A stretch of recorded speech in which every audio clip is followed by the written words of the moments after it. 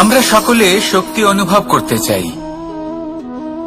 এবার যদি আপনাকে জিজ্ঞেস করা হয় যে সবথেকে বেশি শক্তির অনুভব কোথা থেকে করা সম্ভব, তখন কেউ কেউ বলবেন তে চান তাহলে তা পাবেন শুধু একতার দ্বারা, সংগঠনের দ্বারা। যদি আপনাকে উদাহরণ দিই, নিজের এই হাতটাকে দেখুন, 5টা আঙুল রয়েছে। কোনো একটা বস্তুকে নিজের একটা আঙুল দ্বারা তুলে ধরার চেষ্টা করে দেখুন, বড়ই কষ্ট হবে। তখন আপনি বুঝতে পারবেন যখন এই 5টি আঙুল একত্রিত হয় তখন কোনো কাজ কতটা সহজ হতে পারে। এটাই হলো শক্তি, একতার। সব থেকে ভালো উদাহরণ যদি আপনাকে দিই, তাহলে বাঁশি। এই বাঁশি থেকে অত্যন্ত মধুর সুর নির্গত হয় যা সবার মন প্রসন্ন করে দেয়। এই কথা সত্যি, কিন্তু এই বাঁশি আমি একটা বা দুটো আঙুল দিয়ে বাজাতে পারবো না। আমাকে প্রত্যেকটা আঙুল ব্যবহার করতেই হবে, তবেই এর থেকে মধুর সুর নির্গত হবে যা সকলকে প্রসন্ন করবে, ঠিক কিনা? ঠিক এইভাবেই যদি আপনি চান যে আপনার জীবনরূপী বাঁশি থেকেও মধুর সুর নির্গত হোক বা সবার মনকে প্রসন্ন করে তুলুক, তাহলে আপনাকেও জীবনে একতা নিয়ে আসতেই হবে।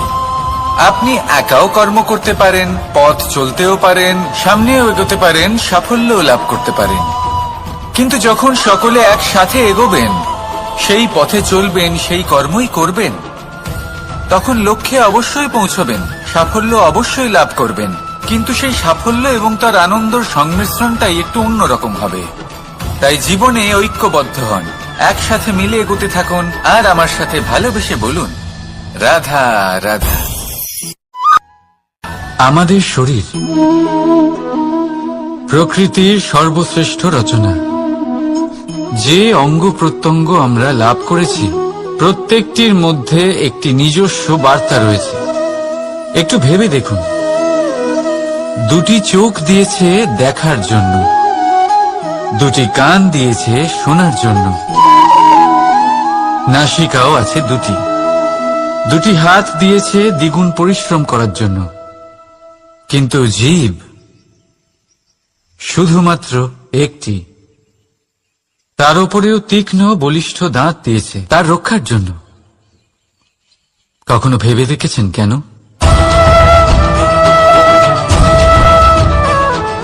কারণ শব্দ আর শব্দের প্রয়োগ মানুষের সবচেয়ে বড় অস্ত্র, যার প্রয়োগ যত ভেবেচিন্তে করা যায়, মানুষ তার জীবনে ততটাই উপরে উঠতে পারে। তাহলে মনে রাখুন, দেখুন, শুনুন আর বুঝুন বেশি, বলুন কম। রাধা রাধা। মানুষ ভাবেন যে ধন অর্জন করা হলো অত্যন্ত গুরুত্বপূর্ণ। তিনি আজীবন ধন অর্জন করতে থাকেন, ধন অর্জন করার চেষ্টা করতে থাকেন। সে যাই হয়ে যাক না কেন, পরিশ্রম করতে থাকেন।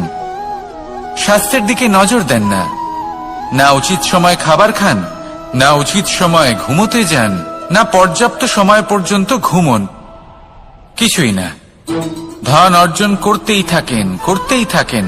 আর কিছু সময় পরে যখন তিনি অসংখ্য ধন লাভ করে ফেলেন, তখন তার সাথে ওনার শরীরে অনেক রোগ বাসা বাঁধে। এইসব রোগের উপচার করতে করতে সেই সমস্ত ধন যা উনি অর্জন করেছেন তা তিনি ব্যয় করে ফেলেন। শেষ পর্যন্ত কি হয়? আমরা যেভাবে এসেছি ঠিক সেইভাবেই ফিরে যাই, ধন এখানেই থেকে যায়। দেখুন, একটা অত্যন্ত গুরুত্বপূর্ণ কথা রয়েছে যে আপনার বোঝা উচিত। এই যে ধন, তার ব্যবহার করুন জীবনকে আরো ভালো করে তোলার জন্য। ধনের সদ্ব্যবহার করা উচিত, এমন যেন না হয় এই ধন আপনাকে ভোগ করে ফেলে।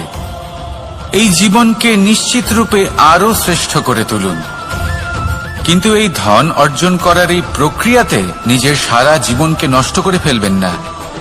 এই জীবন উপভোগ করতে শিখুন, আর আমার সাথে ভালোবেসে বলুন, রাধা রাধা। কথায় আছে, অন্ধকারে প্রদীপ প্রজ্বলিত করলে চতুর্দিক আলোকিত হয়। কিন্তু যদি এই প্রদীপ আমি সূর্যের আলোর সম্মুখে সকালবেলায় প্রজ্বলিত করে রেখে দিই, তাহলে কি হবে? আপনি বলবেন যে এটা করে তো কোনো লাভই হলো না। সূর্যের প্রকাশের সামনে এই প্রদীপ আসলে কিছুই নয়। এবার এই চিন্তা ভাবনা প্রত্যেক দিন করতে হবে, আর একটা অমূল্য শিক্ষা পেতে হবে। মনে করুন যে আপনি মহাপুরুষের সামনে বসে আছেন, কোনো মহাজ্ঞানীর সামনে। তাহলে সেই ব্যক্তির সামনে নিজের জ্ঞানের প্রদীপ প্রজ্বলিত করবেন না, নীরব থাকুন, আর সেই ব্যক্তির সূর্যের প্রকাশের মতো জ্ঞান প্রাপ্ত করুন।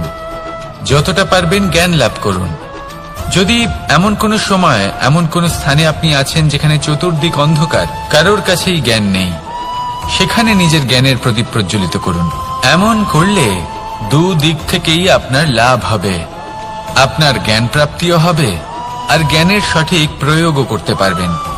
আর এই মন প্রসন্ন হয়ে বলবে, রাধা রাধা।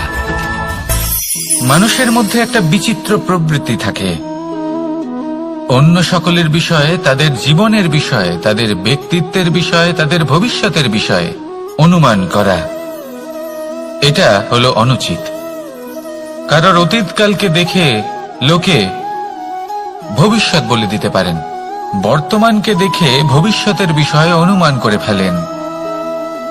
উদাহরণ দিতে হলে বলবো, কোনো দাসকে দেখুন, ওকে দেখে লোকে বলে যে ওর ভবিষ্যৎ সেটাই হতে পারে, অনুমান করে ফেলেন।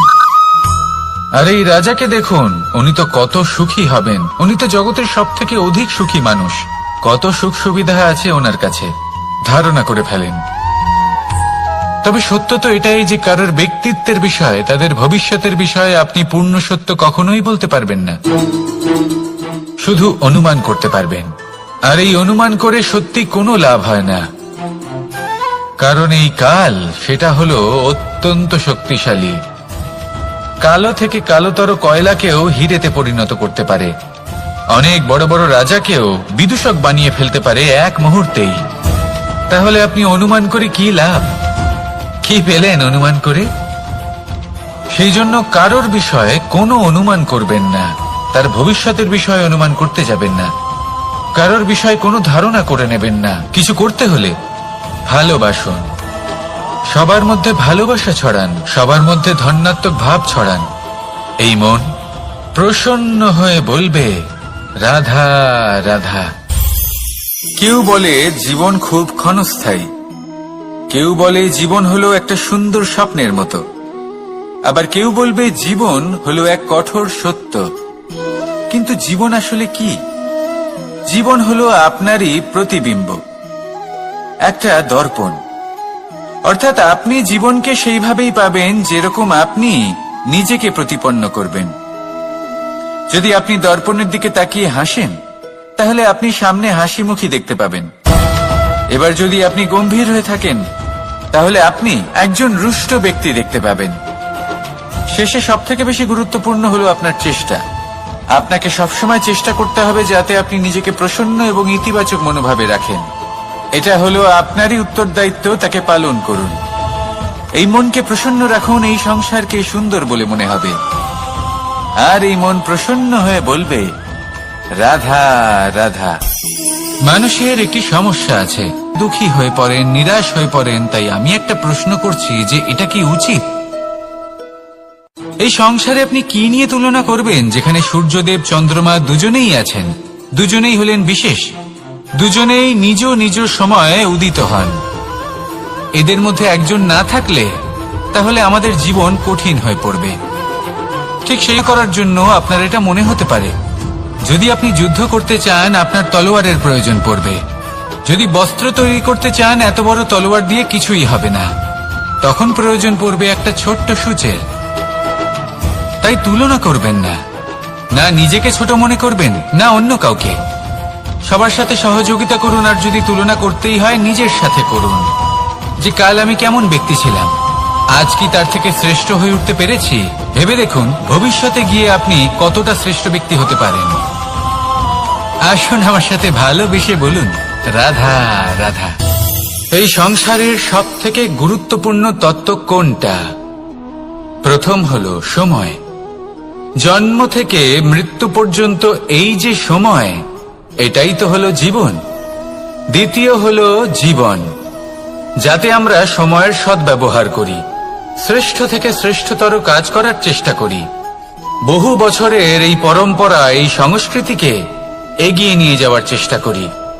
এই সংসারে আমরা অংশগ্রহণ করতে চেষ্টা করি। তৃতীয় হলো ধন, সেই ধন যা প্রত্যেক ব্যক্তি অর্জন করতে চেষ্টা করেন। এবার এই তিনটি তত্ত্বের মধ্যে একটা সামঞ্জস্য আছে, সমান ব্যাপার আছে। সে ধনই হোক বা সময় হোক বা হোক জীবন।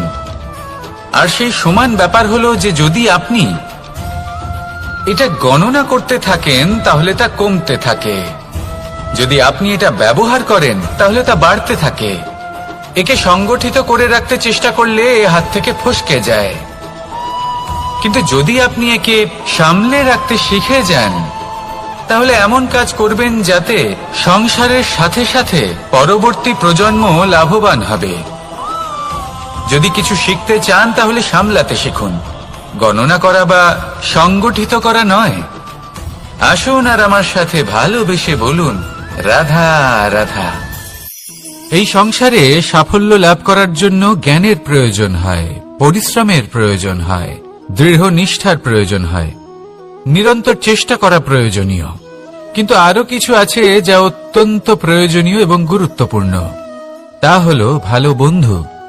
তাদের থাকা অত্যন্ত প্রয়োজনীয়। যদি ভালো বন্ধু থাকে তাহলে সময় এলে তারা ঢাল হয়ে আপনাকে সুরক্ষা করবেন। সময় এলে অস্ত্রের মতো শত্রুকে সংহারও করবেন। যদি তিনি জ্ঞানী হন, তাদের মধ্যে সদ্গুণ থাকে, তাহলে এই সব গুণ আপনার মধ্যেও প্রবেশ করবে। তাহলে সাফল্যের জন্য ভালো বন্ধু পাওয়া অত্যন্ত প্রয়োজনীয়। কিন্তু শুধু বন্ধু কেন, ভালো শত্রুও থাকা প্রয়োজনীয়। এবার আপনি ভাববেন, এ আমি কি বললাম? যদি আপনার জীবনেও ভালো অর্থাৎ শক্তিশালী শত্রু থাকে তাহলে আপনিও শক্তিশালী হতে থাকবেন। এই শত্রু আপনাকে প্রেরিত করবে আরো বেশি শক্তিশালী হয়ে ওঠার। কখনো কোনো হরিণকে দেখুন, তীব্র গতিতে দৌড়তে থাকে। কেন তীব্র গতিতে দৌড়য়? এই কারণে নয় যে কোথাও তার জন্য মধুর ঘাস অপেক্ষা করে রয়েছে, না। সে এই কারণে তীব্র গতিতে দৌড়য় কারণ সেটা না করলে তার পেছনে একটি সিংহ আছে যে ওকে নিজের ভোজন করে ফেলবে। তাই জীবনে বিপদ, সংকট, এই সবকিছুও হলো অত্যন্ত গুরুত্বপূর্ণ। তার সম্মুখীন হতে শিখুন আর আমার সাথে ভালোবেসে বলুন, রাধা রাধা। পুরুষার্থ। শাস্ত্রে 4 ধরনের পুরুষার্থের কথা বলা হয়েছে। প্রথম হলো ধর্ম। আপনি কি জানেন এই ধর্ম আসলে কি? আপনার কি মনে হয় ধর্ম আসলে কি?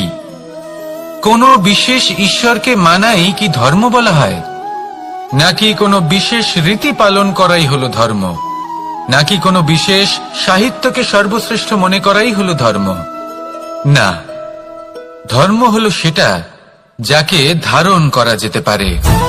আর ধারণ শুধু সেটাই করা যায় যা পবিত্র। পবিত্র শুধু তাকেই বলা হয় যা নিঃস্বার্থ, যার মধ্যে শাসন করার কোনো ইচ্ছে নেই,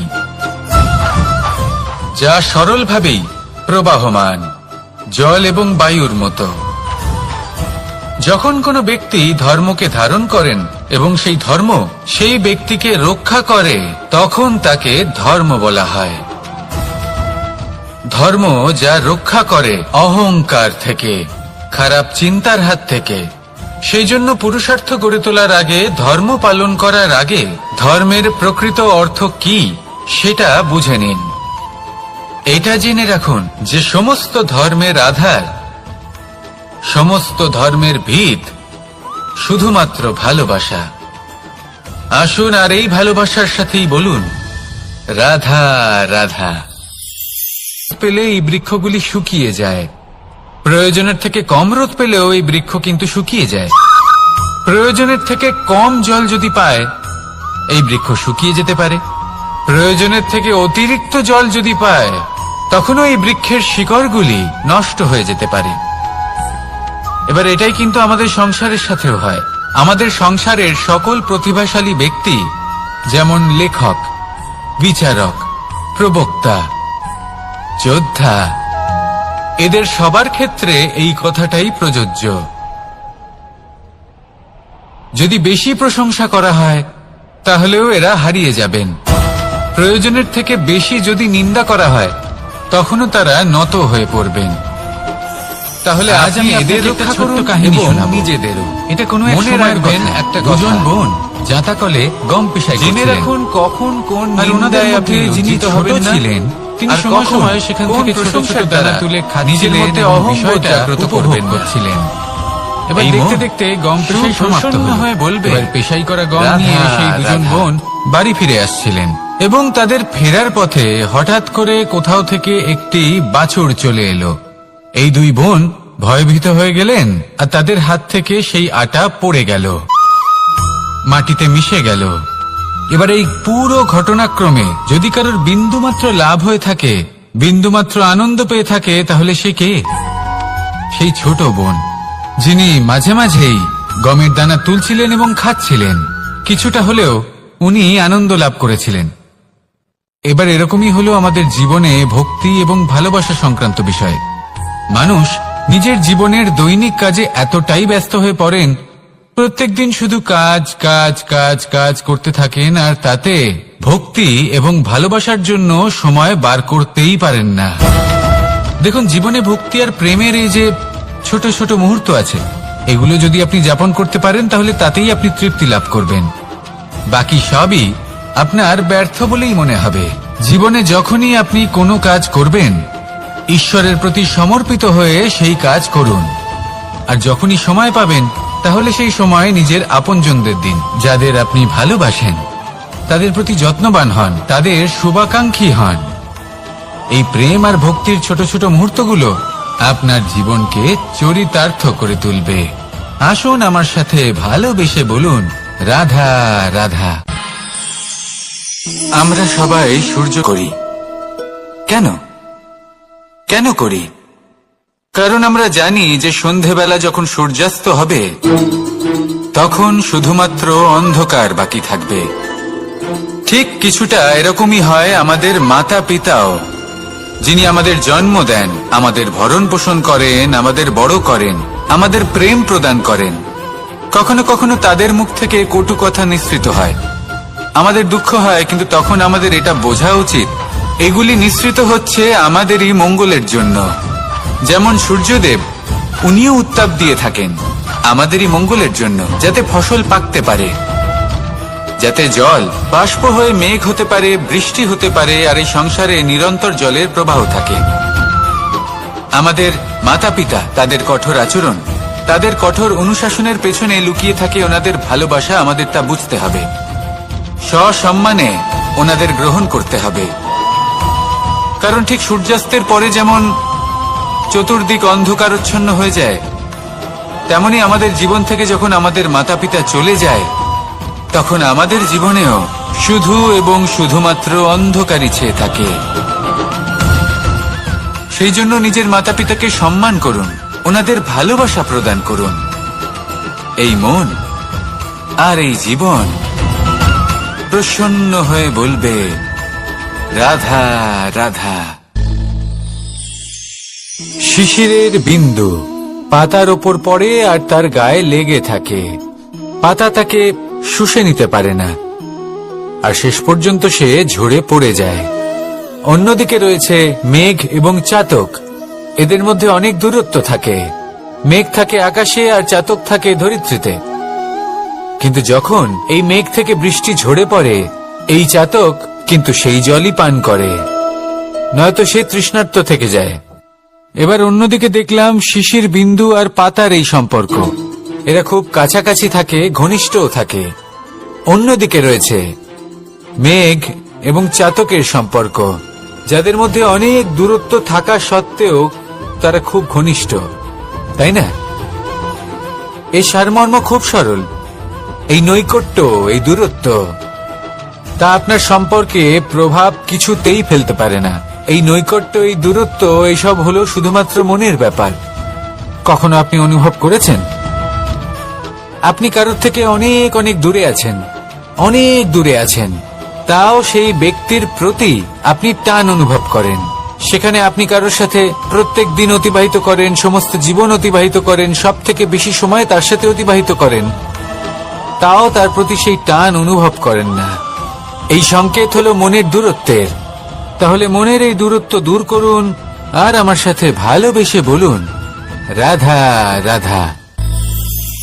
পাখি কখন জন্ম নেয়, কখন উড়তে শেখে, কখন বাসা বানাতে শেখে, কখন নিজের মৃত্যু লাভ করে, এসব আমাদের মধ্যে কেউ জানে না। এটা ভাবি যে এই সংসার যদি আমাকে দেখে ফেলে তাহলে কে জানে এই সংসার কি ভাববে, আমার প্রতিচ্ছবি কেমন তৈরি হবে কে জানে, কে জানে কি হবে আদি ইত্যাদি। এই সব ভাবনায় আমরা মগ্ন হয়ে যাই।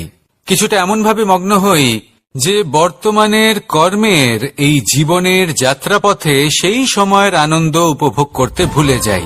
এবার দেখুন একটা পাখি কি করে, ওর কর্ম হলো গান গেয়ে চলা। ওই পাখি গেয়ে চলে, কেউ ওর গান শুনুক বা না শুনুক, কেউ আদৌ শুনছে কিনা সেই বিষয়টা নিয়ে সেই পাখির কিছুই যায় আসে না। সেই পাখি নিজের কর্ম করতে থাকে। হয়তো সেই জন্যই আপনি কখনো কোনো পাখিকে কাঁদতে দেখবেন না। এরকমই আপনাকে নিজেকে গড়ে তুলতে হবে। প্রথমে নিজেকে জিজ্ঞেস করুন, এই যে কর্ম আমি করতে চলেছি সেটা কি উচিত? যদি আপনার মনে হয় সেটা উচিত তাহলে সেটা প্রমাণ করুন। এটা ভাববেন না যে এই সংসার কি ভাববে। আসুন আর আমার সাথে ভালোবেসে বলুন, রাধা রাধা। এই পুকুর দেখছেন আপনি?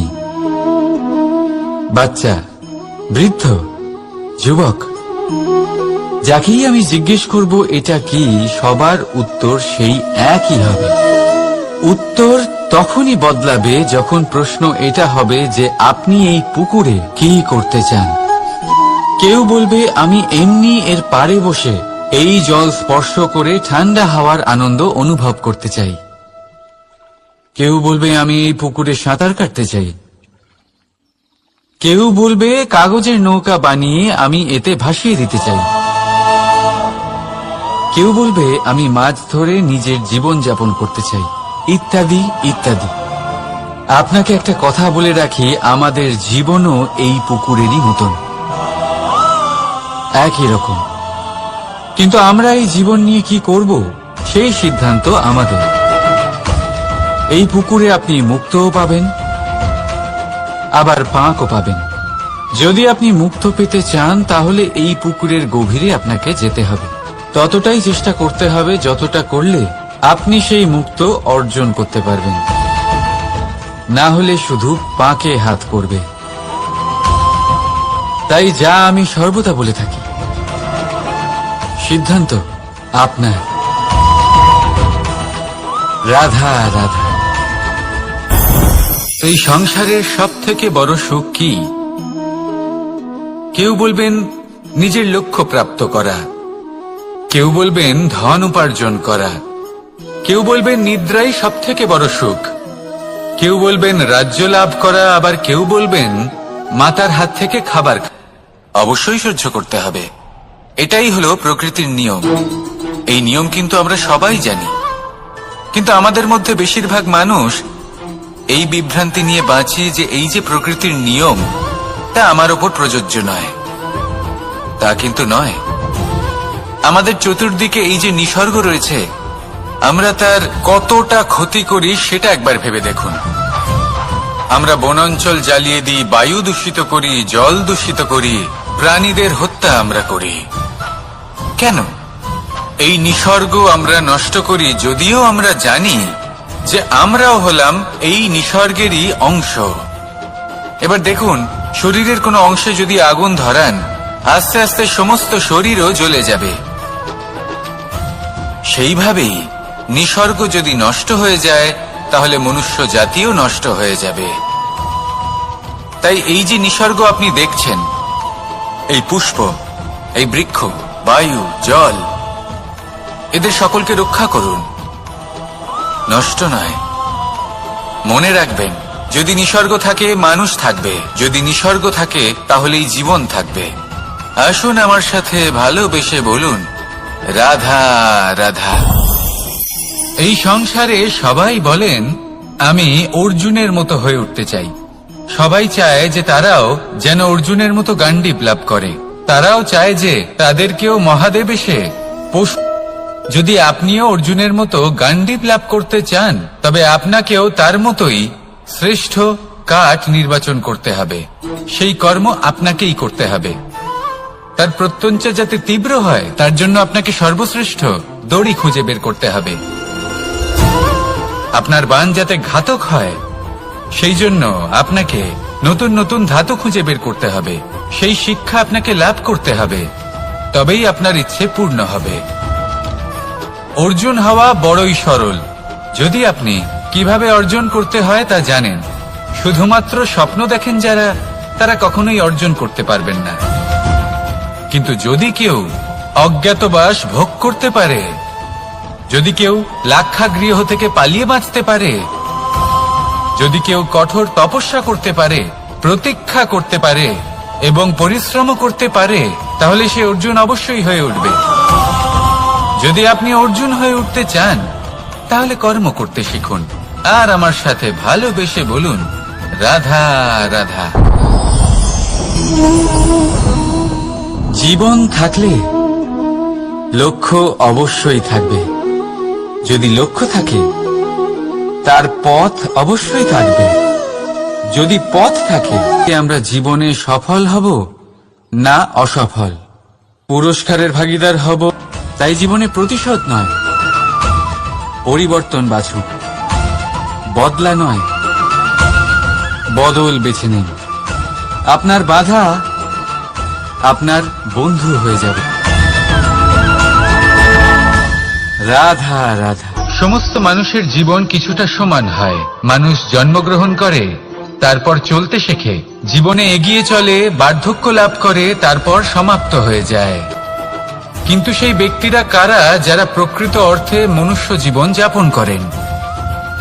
এনারা হলেন সেই ব্যক্তি যারা পড়ে গেলেও আবার উঠে দাঁড়ানোর চেষ্টা করেন, নিজের ভেঙে পড়া অস্তিত্বকে আগলে নিয়ে আবার একটা আকার দেবার চেষ্টা করেন, ভগ্ন আশাকে আবার একটা নতুন দিশা দেন। অসফল হওয়ার পরেও থামেন না, আবার এগোতে থাকেন। অসফল হওয়ার পরে যদি আপনি থেমে যান তাহলে সাফল্য আপনার সামনে অপেক্ষা করে, কিন্তু আপনি তা দেখতে পান না। তাই জীবনের সংঘর্ষে অংশগ্রহণ করতে শিখুন। জীবনের সংঘর্ষ থেকে পালাবেন না। আসুন আমার সাথে ভালোবেসে বলুন, রাধা রাধা।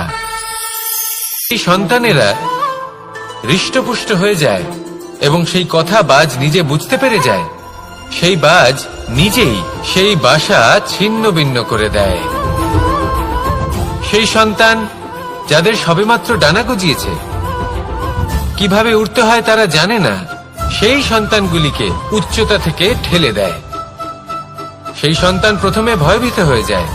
তারা সামনে মৃত্যুকে দেখতে পেয়ে ভয়ের কারণে তাদের ডানা ঝাপটাতে থাকে, আর সেই প্রক্রিয়াতেই সেই সন্তানগুলি উড়তে শুরু করে দেয়।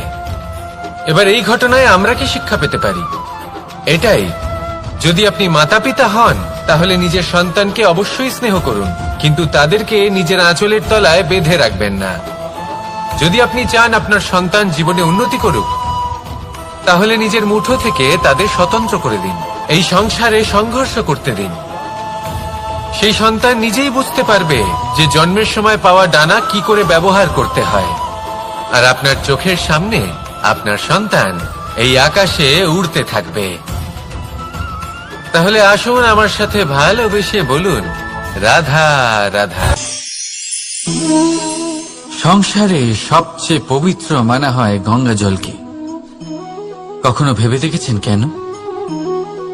কারণ গঙ্গা জলের আবির্ভাব অত্যন্ত শুদ্ধ হয়, তার জন্ম শুদ্ধ হয়, যেখান থেকে তার শুরু সেটাই শুদ্ধ হয়।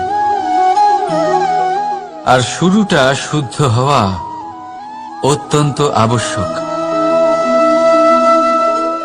আমাদের জীবনে সবই শুরু হয় আমাদের ভাবনা থেকে। নিজের ভাবনাকে শুদ্ধ রাখুন, কারণ এই ভাবনা থেকেই আবির্ভাব হয় শব্দের। আপনার সব সংসারে, এই জীবনে নিজের ভাবনা শুভ রাখলে, শুদ্ধ করলে আপনার মন সুপ্রসন্ন হয়ে বলবে, রাধা রাধা। মানুষ জন্মগ্রহণ করে, তার সাথে ভয়েরও জন্ম হয়। ছোটবেলা থেকেই আমাদের মনে কোনো না কোনো প্রকারের ভয় থেকেই যায়। কেউ এই বিষয়ে ভয় পায় যে তার কোনো বস্তু তার থেকে দূরে চলে যাবে। কেউ এই বিষয়ে ভয় পায় যে আমি নিজেকে হারিয়ে ফেলব। কেউ এই ভেবে ভয় পায় যে আমার প্রিয়জনেরা তারা যেন আমার থেকে দূরে না চলে যায়। কেউ এই ভেবে ভয় পায় যে আমরা যেন পথ না হারিয়ে ফেলি, আদি ইত্যাদি। কিন্তু সত্যি কথা বলতে ভেবে দেখুন, এই ভয় বাস্তবে কি? শুধুই একটা মনস্থিতি, আর কিছুই নয়। যা কিছু আপনি জীবনে পেয়েছেন তা একদিন আপনাকে হারাতে হবে। এই জীবন হলো আপনারই, কিন্তু তাও একদিন সমাপ্ত হবে।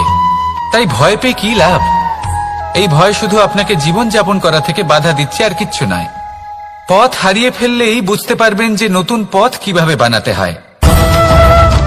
কিছু মানুষকে জীবন থেকে হারালে তবেই আপনি বুঝবেন যে আপনার আপনজনকে। এই ভয়ের কারণে ভীত হয়ে থাকবেন না। এই তারা নক্ষত্র অন্ধকারের অভাবে গুরুত্ব হারায়। শিবকেও মহাদেব হওয়ার জন্য বিষপান করতে হয়েছিল। প্রত্যেক পরিস্থিতি, প্রত্যেক সাফল্য আপনার পরীক্ষা নেবে। তাতে উত্তীর্ণ হওয়া হলো আপনার কর্ম। যখনই আপনি ভয় পাবেন বা সংকটের সম্মুখীন হবেন, তখন সাহসের সাথে তার সম্মুখীন হন। মনে রাখবেন, যে সম্মুখীন হতে জানে সাফল্য তার সাথে সবসময় থাকে। আসুন আর আমার সাথে ভালোবেসে বলুন, রাধা রাধা। আমাদের হাতটা দেখুন। এই হাতে 5টা আঙুল আছে, যা ভিন্ন ভিন্ন ধরনের। এবার এরকমই কিছু আমাদের সংসারেও হয়। আমাদের দেশ, যেখানে একটি ভূমির ওপর ভিন্ন ভিন্ন ধর্মের মানুষ বাস করেন, ভিন্ন ভিন্ন জাতি, ভিন্ন ধর্ম, ভিন্ন ভাষা, কিন্তু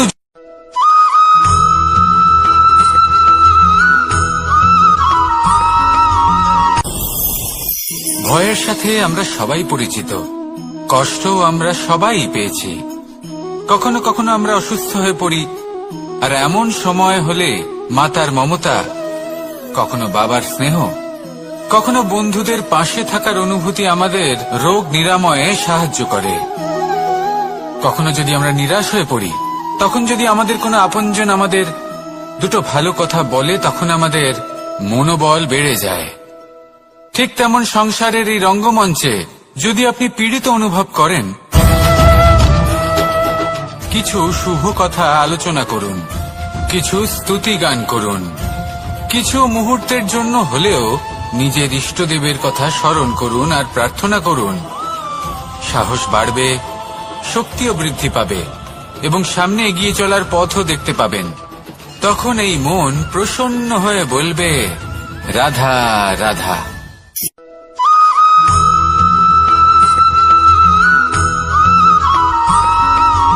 ফিরে আসছিলেন, এবং তাদের ফেরার পথে হঠাৎ করে কোথাও থেকে একটি বাছুর চলে এলো। এই 2 বোন ভয়ভীত হয়ে গেলেন, আর তাদের হাত থেকে সেই আটা পড়ে গেল, মাটিতে মিশে গেল। এবার এই পুরো ঘটনাক্রমে যদি কারোর বিন্দুমাত্র লাভ হয়ে থাকে, বিন্দুমাত্র আনন্দ পেয়ে থাকে, তাহলে সে কে? সেই ছোট বোন, যিনি মাঝে মাঝেই গমের দানা তুলছিলেন এবং খাচ্ছিলেন। কিছুটা হলেও উনি আনন্দ লাভ করেছিলেন। এবার এরকমই হলো আমাদের জীবনে ভক্তি এবং ভালোবাসা সংক্রান্ত বিষয়। মানুষ নিজের জীবনের দৈনিক কাজে এতটাই ব্যস্ত হয়ে পড়েন, প্রত্যেকদিন শুধু কাজ কাজ কাজ কাজ করতে থাকেন, আর তাতে ভক্তি এবং ভালোবাসার জন্য সময় বার করতেই পারেন না। দেখুন, জীবনে ভক্তি আর প্রেমের এই যে ছোট ছোট মুহূর্ত আছে, এগুলো যদি আপনি যাপন করতে পারেন, তাহলে তাতেই আপনি তৃপ্তি লাভ করবেন। বাকি সবই আপনার ব্যর্থ বলেই মনে হবে। জীবনে যখনই আপনি কোনো কাজ করবেন, ঈশ্বরের প্রতি সমর্পিত হয়ে সেই কাজ করুন। আর যখনই সময় পাবেন, তাহলে সেই সময় নিজের আপনজনদের দিন। যাদের আপনি ভালোবাসেন তাদের প্রতি যত্নবান হন, তাদের শুভাকাঙ্ক্ষী হন। এই প্রেম আর ভক্তির ছোট ছোট মুহূর্তগুলো আপনার জীবনকে চরিতার্থ করে তুলবে। আসুন আমার সাথে ভালোবেসে বলুন, রাধা রাধা।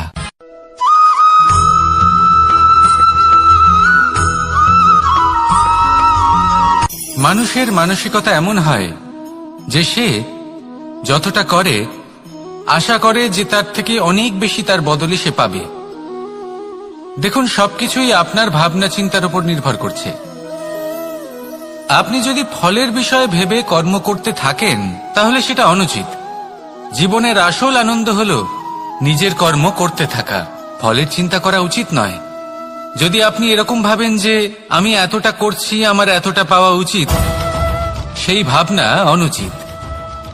যদি আপনি সেবার মানসিকতা নিয়ে কর্ম করতে থাকেন, কর্মচক্রে প্রবাহিত হন, যদি আপনি এমন ভাবনা রাখেন যে আমি এতটা পাচ্ছি তাই এর থেকে অনেক বেশি আমি কর্ম করব, তাহলে নিশ্চিত রূপে আপনি যতটা করছেন তার থেকে অনেক বেশি আপনি পাবেন, আপনার আশার থেকে অনেক বেশি আপনি পাবেন। শুধু জীবনে অনেক বেশি কাজ করতে থাকুন, ফলের চিন্তা করবেন না। আর মনে রাখবেন, এই ভাবনাই সব থেকে বড় বীজ। কর্মের উপর বিশ্বাস রাখুন, জীবনে যা যা আপনি চান সবই সুখময় হবে। আসুন আর আমার সাথে ভালোবেসে বলুন, রাধা রাধা।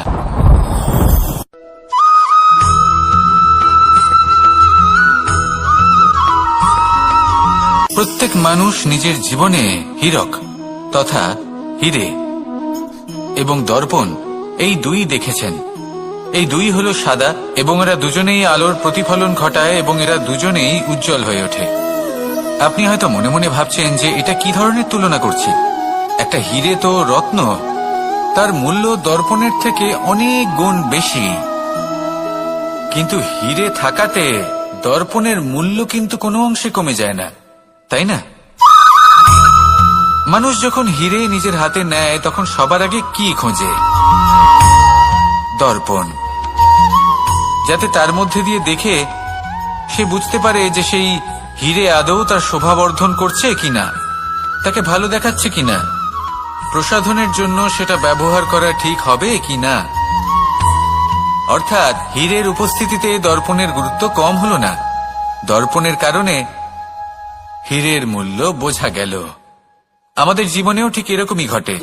আপনারা যদি সংসারে নিজের আশেপাশে দেখেন, এমন অনেক মানুষ দেখতে পাবেন যারা নিজেদের ক্ষেত্রে মহান স্থানে পৌঁছেছেন, নিপুণ এবং শ্রেষ্ঠ হয়েছেন। আপন হয়ে থাকেন তাহলে নিজেকে ছোট মনে করবেন না। আসুন আর আমার সাথে ভালোবেসে বলুন, রাধা রাধা।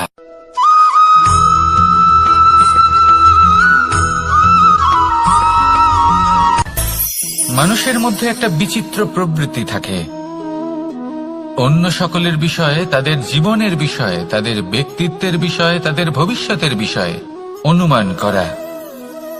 এটা হলো অনুচিত। কারোর অতীতকালকে দেখে লোকে ভবিষ্যৎ বলে দিতে পারেন, বর্তমানকে দেখে ভবিষ্যতের বিষয়ে অনুমান করে ফেলেন। উদাহরণ দিতে হলে বলবো, কোনো দাসকে দেখুন, ওকে দেখে লোকে বলে যে ওর ভবিষ্যৎ সেটাই হতে পারে, অনুমান করে ফেলেন। আর এই রাজাকে দেখুন, উনি তো কত সুখী হবেন, উনি তো জগতের সব থেকে অধিক সুখী মানুষ, কত সুখ সুবিধা আছে ওনার কাছে, ধারণা করে ফেলেন। তবে সত্য তো এটাই যে কারোর ব্যক্তিত্বের বিষয়ে, তাদের ভবিষ্যতের বিষয়ে আপনি পূর্ণ সত্য কখনোই বলতে পারবেন না, শুধু অনুমান করতে পারবেন।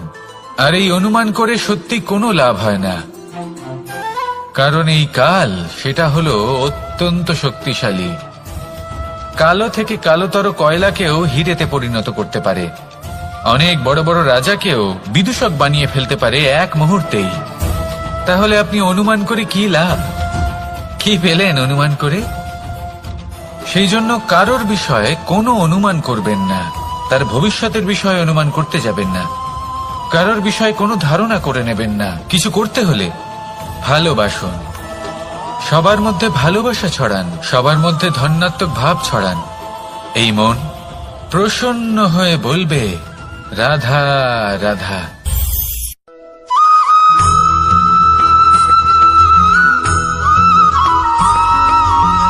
এই সংসারে সব থেকে বড় ব্যক্তি কে? আপনি বলবেন, এই কেমন ধরনের প্রশ্ন? কিন্তু এটা হলো সব থেকে উচিত প্রশ্ন। কেউ এর উত্তর দেবে যে সেই মহাপ্রতাপী রাজা, তিনি হলেন সব থেকে বড় ব্যক্তি, সেই বড় রাজনীতিবিদ, তিনিই সব থেকে বড় ব্যক্তি। আমি আপনাকে জানাই যে সংসারের সব থেকে বড় ব্যক্তি হলেন তিনি, যার সাথে দেখা করলে আপনি নিজেকে ছোট মনে করবেন না। কোন ব্যক্তি যিনি সব থেকে বেশি শক্তিশালী, আপনি যদি তার সামনে যান তাহলে উনি আপনার অন্তরের শক্তিকে বাইরে বের করে আনবে, আপনার অন্তরের লুকিয়ে থাকা শক্তিকে জাগ্রত করতে প্রেরণা প্রদান করবে। তিনি হলেন বড় ব্যক্তি, তিনি হলেন মহান ব্যক্তি। তিনি নন যিনি নিজের বল এবং ঐশ্বর্য দ্বারা আপনাকে তার সামনে ছোট প্রমাণ করবেন।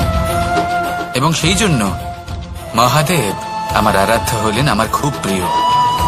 কারণ রাজা হোক বা ফকির, কেউ যদি ওনার সামনে যান তাহলে সে নিজেকে ছোট মনে করেন না। আপনিও যদি জীবনে অনেক বড় হতে চান তাহলে কাউকে কখনো নিজেকে ছোট মনে করতে দেবেন না। তার অন্তরে বড় হয়ে ওঠার প্রেরণা প্রদান করুন।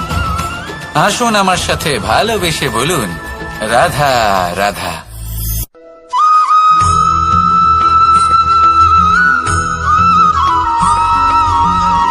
জীবন কিসের উপর নির্ভরশীল? ধনের ওপর। বৈভবের অনুভব যদি আপনি করতে চান তাহলে তা পাবেন শুধু একতার দ্বারা, সংগঠনের দ্বারা। যদি আপনাকে উদাহরণ দিই, নিজের এই হাতটাকে দেখুন। 5টা আঙুল রয়েছে। কোনো একটা বস্তুকে নিজের একটা আঙুল দ্বারা তুলে ধরার চেষ্টা করে দেখুন, বড়ই কষ্ট হবে। তখন আপনি বুঝতে পারবেন যখন এই 5টি আঙুল একত্রিত হয় তখন কোনো কাজ কতটা সহজ হতে পারে। এটাই হলো শক্তি, একতার। সব থেকে ভালো উদাহরণ যদি আপনাকে দিই তাহলে বাঁশি। এই বাঁশি থেকে অত্যন্ত মধুর সুর নির্গত হয় যা সবার মন প্রসন্ন করে দেয়। এই কথা সত্যি। কিন্তু এই বাঁশি আমি একটা বা দুটো আঙুল দিয়ে বাজাতে পারবো না। আমাকে প্রত্যেকটা আঙুল ব্যবহার করতেই হবে, তবেই এর থেকে মধুর সুর নির্গত হবে যা সকলকে প্রসন্ন করবে, ঠিক কিনা? ঠিক এইভাবেই যদি আপনি চান যে আপনার জীবনরূপী বাঁশি থেকেও মধুর সুর নির্গত হোক বা সবার মনকে প্রসন্ন করে তুলুক, তাহলে আপনাকেও জীবনে একতা নিয়ে আসতেই হবে।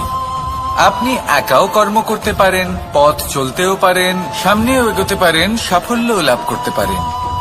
কিন্তু যখন সকলে একসাথে এগোবেন, সেই পথে চলবেন, সেই কর্মই করবেন, তখন লক্ষ্যে অবশ্যই পৌঁছবেন, সাফল্য অবশ্যই লাভ করবেন। কিন্তু সেই সাফল্য এবং তার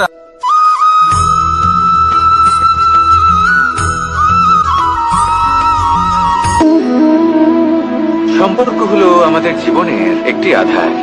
কিছু সম্পর্ক এমন যা আমরা জন্মসূত্রে লাভ করি, যেমন পরিবার, মা, বাবা। কিছু সম্পর্ক আছে যা আমরা জীবনে অর্জন করে থাকি, তা সে প্রেমের হোক, স্নেহের হোক বা বন্ধুত্বের। এই সকল সম্পর্ক লাভ করার বা গড়ে তোলার 5টি ধাপ রয়েছে। প্রথম ধাপ, কোনো ব্যক্তির সাথে আলাপ হওয়া, তার সাথে কথা বলা বা তাকে দেখা। দ্বিতীয় ধাপ, সে ব্যক্তিকে আমাদের ভালো লাগা। তৃতীয় ধাপ, আমাদের এটা চাইতে শুরু করা যে জীবনে এই ব্যক্তি যেন আমাদের বন্ধু হন, আমাদের জীবনে থাকেন, বা আমাদের কাউকে ভালোবেসে ফেলা আর এটা আমাদের ভাবা বা চাওয়া যে সেই ব্যক্তি যেন আজীবন আমার সাথে থাকেন, আমার জীবনে আমার সাথী হয়ে। চতুর্থ ধাপ, লাভ করা। এবার এই ধাপটি অনেক মানুষের পক্ষেই খুবই সরল হয়, বড়ই সরল ভাবে নিজেদের সঙ্গীকে লাভ করে থাকেন। কিছু মানুষের জন্য এই ধাপ অত্যন্ত কঠিন হয়ে থাকে।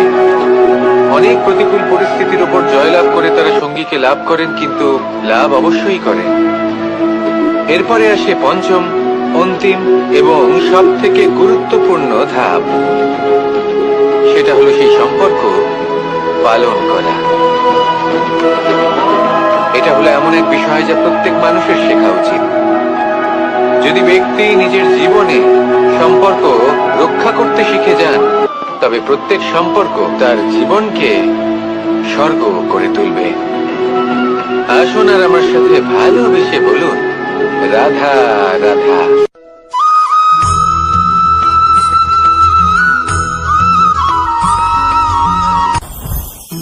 জীবনে কিছু শেখা অত্যন্ত গুরুত্বপূর্ণ। এবার কি কি শিখতে হবে সেই সব শেখানোর জন্য অনেক শিক্ষক রয়েছেন, কিন্তু কি শিখবেন না আর কি করবেন না এটা আমাদের নিজের অভিজ্ঞতা দিয়ে শিখতে হয়। কিন্তু তার মানে এটা নয় যে যদি আপনাকে শিখতে হয় যে আগুনের তাপ কতটা, আপনাকে আগুনের মধ্যে হাত দিতে হবে। না, অন্য কারোর অভিজ্ঞতা দ্বারাও শিখতে পারেন। প্রশ্ন শুধুমাত্র একটাই যে আপনি কি শিখতে চান নাকি চান না। যদি আপনি এটাই ভাবেন যে আমি শুধুই নিজের অভিজ্ঞতা দ্বারাই শিখতে চাই, তাহলে জীবনকাল ছোট মনে হবে, অনেক কিছুই শিখতে পারবেন না। তাই নিজের সাথে সাথে বড়দের অভিজ্ঞতার দ্বারাও শেখা শুরু করে দিন। এই সংসারের অভিজ্ঞতা দ্বারা শিখতে শুরু করে দিন। আর এটা নিশ্চিত রূপে শেখা আবশ্যক যে কখন কি করবেন না, কোথায় থামতে হবে আর কোথায় থামবেন না। তাহলে আসুন আর আমার সাথে ভালোবেসে বলুন, রাধা রাধা।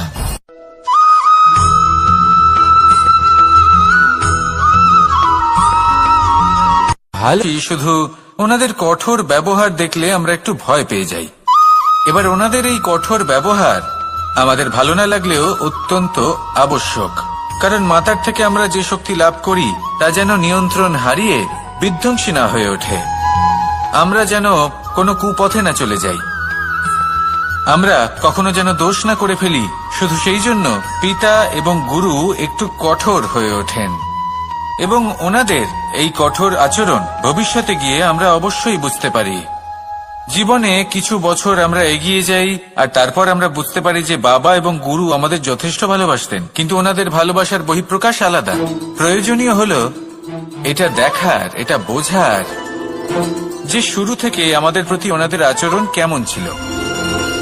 ওনাদের কঠোর হওয়ার পেছনে ওনাদের ভালোবাসাটা বোঝার চেষ্টা করুন, ওনাদের চিন্তাটা বোঝার চেষ্টা করুন, ওনাদের পথপ্রদর্শনের আড়ালে আপনার ভবিষ্যতের জন্য যে পরিকল্পনা ওনারা করেছেন সেটা বোঝার চেষ্টা করুন। তখন আপনারা বুঝতে পারবেন ওনাদের ভালোবাসাকে। আপনার মনের মধ্যে আপনা থেকেই ওনাদের প্রতি সম্মান জেগে উঠবে। নিজের পিতা এবং নিজের গুরু এই দুজনের প্রতি কৃতজ্ঞতা প্রকাশ করুন আর আমার সাথে ভালোবেসে বলুন, রাধা রাধা।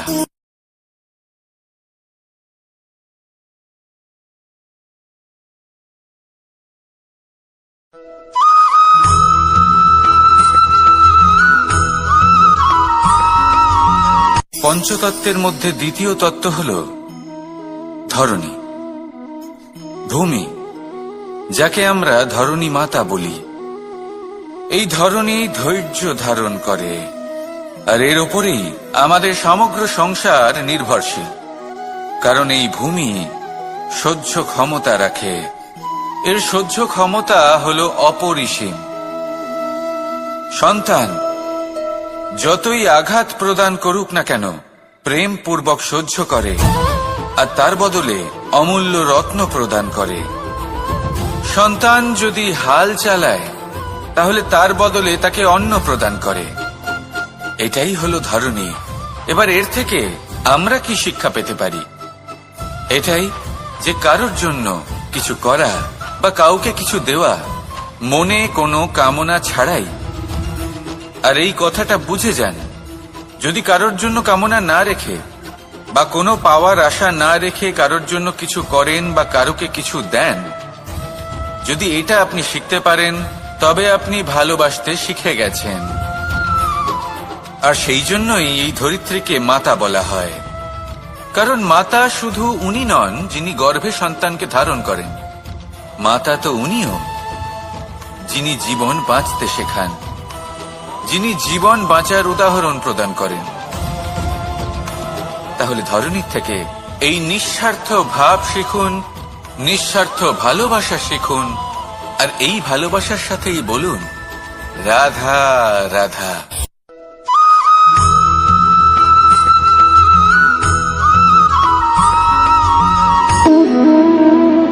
সম্পর্ক হলো আমাদের জীবনের একটি আধার।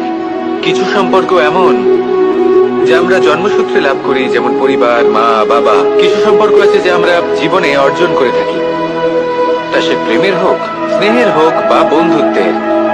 এই সকল সম্পর্ক লাভ করার বা গড়ে তোলার 5টি ধাপ রয়েছে। প্রথম ধাপ, কোনো ব্যক্তির সাথে আলাপ হওয়া, তার সাথে কথা বলা বা তাকে দেখা। দ্বিতীয় ধাপ, সে ব্যক্তিকে আমাদের ভালো লাগা। তৃতীয় ধাপ, আমাদের এটা চাইতে শুরু করা যে জীবনে এই ব্যক্তি যেন আমাদের বন্ধু হন, আমাদের জীবনে থাকেন, বা আমাদের কাউকে ভালোবেসে ফেলা আর এটা আমাদের ভাবা বা চাওয়া যে সেই ব্যক্তি যেন আজীবন আমার সাথে থাকেন, আমার জীবনে আমার সাথী হয়ে। চতুর্থ ধাপ, লাভ করা। এবার এই ধাপটি অনেক মানুষের পক্ষেই খুবই সরল হয়, বড়ই সরল ভাবে নিজেদের সঙ্গীকে লাভ করে থাকে। কিছু মানুষের জন্য এই ধাপ অত্যন্ত কঠিন হয়ে থাকে। অনেক প্রতিকূল পরিস্থিতির উপর জয়লাভ করে তারা সঙ্গীকে লাভ করেন, কিন্তু লাভ অবশ্যই করেন। এরপরে আসে পঞ্চম, অন্তিম এবং সব থেকে গুরুত্বপূর্ণ ধাপ। সেটা হলো সেই সম্পর্ক পালন করা। এটা হলো এমন এক বিষয় যা প্রত্যেক মানুষের শেখা উচিত। যদি ব্যক্তি নিজের জীবনে সম্পর্ক রক্ষা করতে শিখে যান, তবে প্রত্যেক সম্পর্ক তার জীবনকে স্বর্গ করে তুলবে। আসুন আর আমার সাথে ভালোবেসে বলুন, রাধা রাধা।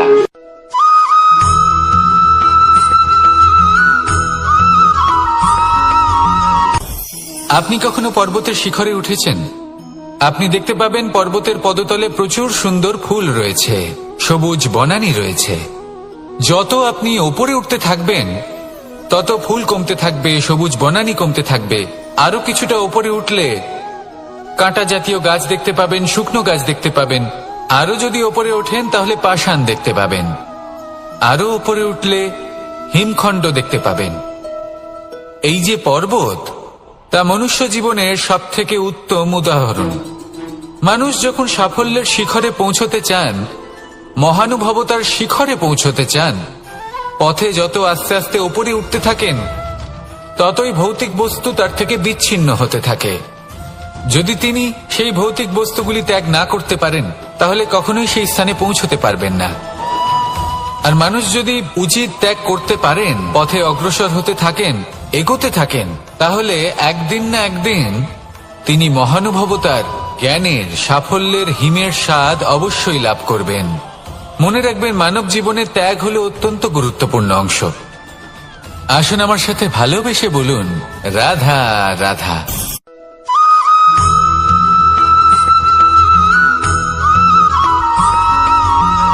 মানুষের মানসিকতা এমন হয় যে সে যতটা করে আশা করে যে তার থেকে অনেক বেশি তার বদলে সে পাবে।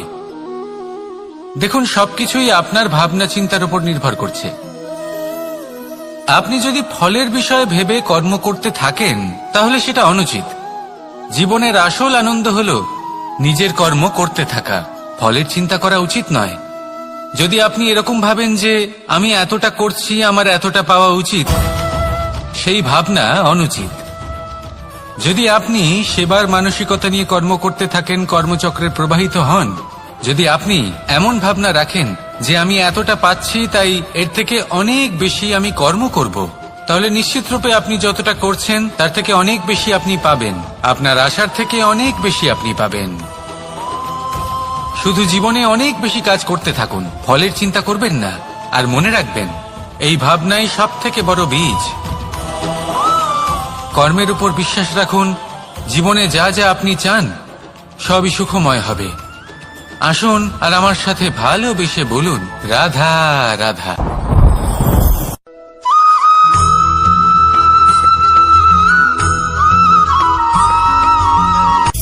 সূচের শেষে একটি ছিদ্র থাকে, যার দ্বারা আমরা এই সুতো পরাতে পারি। আর তারপর সূচের সাহায্যে এই সুতো দিয়ে বস্ত্র সেলাই করা যায়।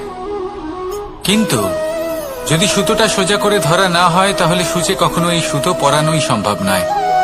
যদি এতে কোনো গিঁট পড়ে, তখন তা কখনোই এই ছিদ্র দ্বারা প্রবেশ করা সম্ভব নয়। ঠিক এইভাবেই যদি আপনি কারোর জীবনে প্রবেশ করতে চান, কারোর অন্তরে প্রবেশ করতে চান, তাহলে আপনাকেও সহজ থাকতে হবে।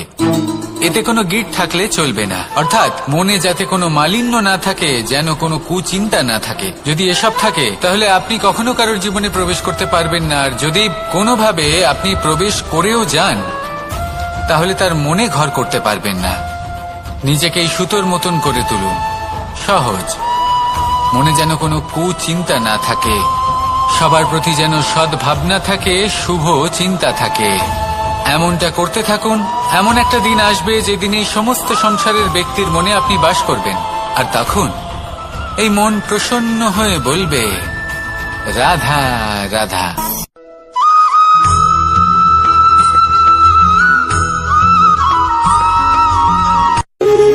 যখন মানুষের মৃত্যু হয় তখন কি হয়? অনেক সংখ্যক মানুষ শোক পালন করতে চলে আসেন।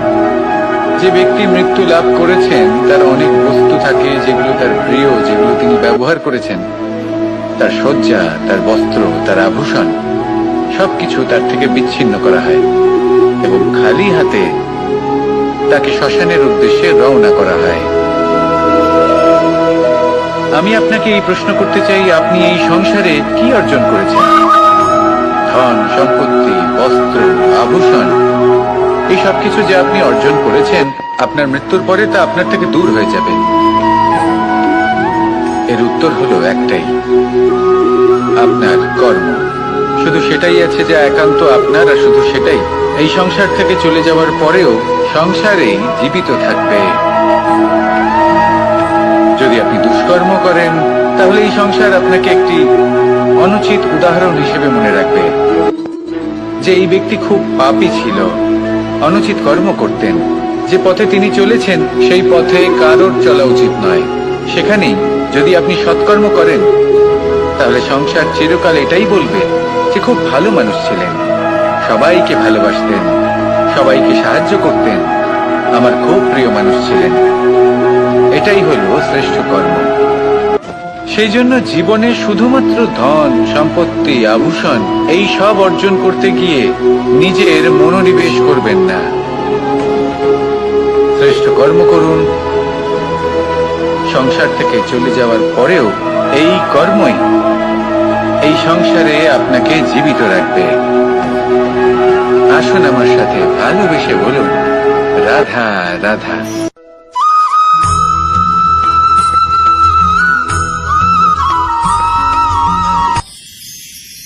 মানুষ তার জীবনে দুই ধরনের পরিস্থিতিকে খুব ভয় পায়।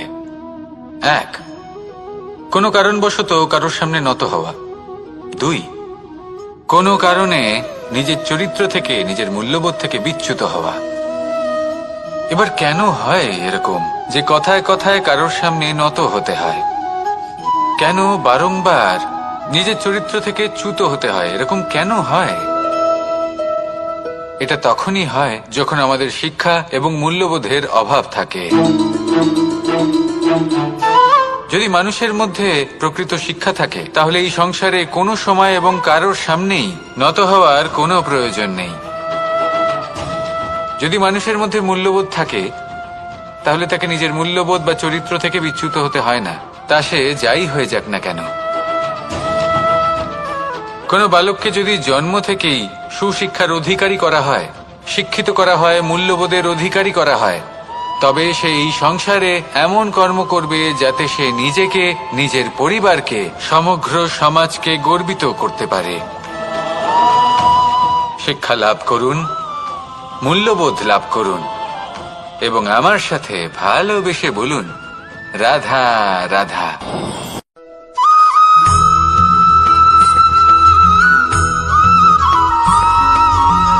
কথায় আছে যে এমন কোনো অক্ষর নেই যার দ্বারা কোনো মন্ত্র হয় না, এমন কোনো বনস্পতি নেই যা নিজেই একটা ঔষধি নয়, পৃথিবীর এমন কোনো ব্যক্তি নেই যার মধ্যে কোনো যোগ্যতা থাকে না।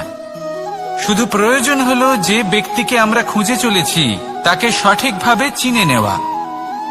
যদি তার যোগ্যতা, তার বিশেষত্ব আমরা বুঝতেই না পারি তাহলে আর লাভ কি রইল? এই সংসারে এমন অনেক ব্যক্তি রয়েছেন যারা ছোট ছোট অসফলতার কারণে আপনাকে এটা বলে দেবে যে আপনি কোনো কাজের নন, আপনি হলেন মূর্খ, আপনি কিছুই করতে পারবেন না। এই সব কথায় কখনোই বিশ্বাস করবেন না, কারণ আপনি এবং প্রত্যেকটি জীব এই পরমাত্মা এবং এই প্রকৃতির সৃষ্টি, যা অত্যন্ত বিশেষ। যদি আপনাকে উদাহরণ দিই তাহলে একদিকে আছে তরোয়াল, একটা বড় লম্বা তরোয়াল যার দ্বারা যুদ্ধ করা যায়, জয়লাভ করা যায়, আর অন্যদিকে রয়েছে একটা ছোট্ট সূচ কিন্তু যে কাজ একটা ছোট্ট সূচ করতে পারে তা একটা তরোয়াল দ্বারা সম্ভব নয়। এর অর্থ হলো এটাই যে প্রত্যেকটা রচনা অত্যন্ত অমূল্য এবং অত্যন্ত বিশেষ হয়। তাহলে বিশ্বাস রাখুন যে আপনি অত্যন্ত বিশেষ একজন, আর প্রেমের সাথে বলুন রাধা রাধা।